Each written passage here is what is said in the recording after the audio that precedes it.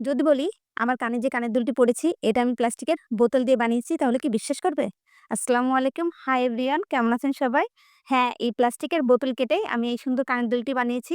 তাহলে চলুন দেখি কিভাবে আমি এই প্লাস্টিকের বোতল কেটে এই সুন্দর কানের দুলটি তৈরি করলাম। প্রথমে আমি প্লাস্টিকের বোতলটি নিয়ে নিয়েছি, এর থেকে আমি কিছু টুকরো কেটে নিয়েছি। এর উপরে আমি এখন পেন্সিল দিয়ে ফুল এঁকে নিব।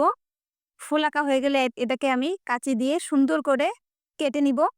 কাটা হয়ে গেলে এরপর আমি এখন অ্যাক্রিলিক কালার ব্যবহার করব। অ্যাক্রিলিক কালার দিয়ে আমি এই ফুলটাকে রং করে নিলাম।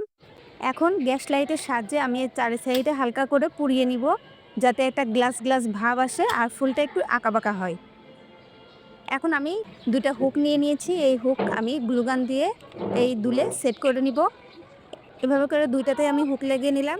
এখন এর ভিতরে আমি সুন্দর করে পুঁতি সেট করে নিব। এর মধ্যিখানে ২ টা ফুলের মধ্যিখানে আমি পুঁতি লাগিয়ে নিয়েছি।